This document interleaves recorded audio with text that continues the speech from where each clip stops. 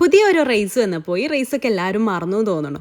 ഇത് പണ്ട് 6 വർഷങ്ങൾക്ക് മുമ്പ് ഞാൻ യൂട്യൂബിലിട്ടിട്ട് വൈറലായിട്ടുണ്ടായിരുന്ന റെസിപ്പിയാണ്. ഒരുപാട് പേര് ട്രൈ ചെയ്ത് നല്ല ഫീഡ്ബാക്ക് പറഞ്ഞിട്ടുള്ള ചിക്കൻ പൊരിച്ച് വെച്ചിട്ടുള്ള കപ്സയുടെ റെസിപ്പിയാണ് കേട്ടോ. ചിക്കനിലേക്ക് കാശ്മീരി മുളക് പൊടി, മഞ്ഞൾപ്പൊടി, കോൺഫ്ലവർ, വലിയ ജീരകം, ഉപ്പ്, കുറച്ച് വെള്ളവും ചേർത്തിട്ട് നന്നായിട്ടൊന്ന് മാരിനേറ്റ് ചെയ്ത് അരമണിക്കൂർ റെസ്റ്റ് ചെയ്യാൻ മാറ്റി വെക്കാം. അതേസമയം നമുക്ക് അതിലേക്ക് ബസ്മതി റൈസ് 2 കപ്പ് എടുത്തിട്ടുണ്ട്. അത് നന്നായിട്ട് വാഷ് ചെയ്തിട്ട് അരമണിക്കൂർ അതും റെസ്റ്റ് ചെയ്യാൻ വേണ്ടിയിട്ട് മാറ്റി വെക്കാം.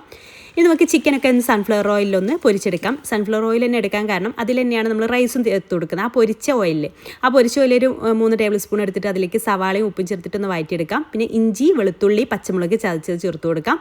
പിന്നെ കുരുമുളക്, ഏലക്ക, മാഗി ക്യൂബ്, ഡ്രൈ ലെമൺ, കപ്സ മസാല ഇതെല്ലാം ചേർത്തിട്ട് ചെറിയ തീയിലിട്ടിട്ട് ഒന്ന് വഴറ്റിയെടുക്കാം. പിന്നെ 2 തക്കാളി പേസ്റ്റ് ആക്കിയതും ചേർത്തിട്ട് നന്നായി വഴറ്റി എണ്ണ തെളിഞ്ഞ് വരുമ്പോൾ അതിലേക്ക് ഫ്രൈ ചെയ്തെടുത്തുള്ള ചിക്കനും ചേർത്തിട്ട് ഒന്ന് വഴറ്റിയെടുക്കാം. പിന്നെ അതിലേക്ക് തിളച്ച വെള്ളം ചേർത്ത് കൊടുക്കാം കേട്ടോ. 1 കപ്പ് അരിയിലേക്ക് 1.5 കപ്പ് വെള്ളം എന്നുള്ള രീതിയിൽ വേണം ചേർത്ത് കൊടുക്കാൻ വേണ്ടിയിട്ട്. ആവശ്യത്തിനുള്ള ഉപ്പ് വേണമെന്നുണ്ടെങ്കിൽ ചേർത്ത് കൊടുക്കുക. എന്നിട്ട് നമ്മൾ റൈസ് മാറ്റി വെച്ചിട്ടുണ്ടായിരുന്നു, അതും ഇതിലേക്ക് ചേർത്തിട്ട് ഹൈ ഫ്ലെയിമിൽ ഒറ്റ വിസിൽ വരുന്നവരെ വേവിച്ചെടുക്കാം കേട്ടോ.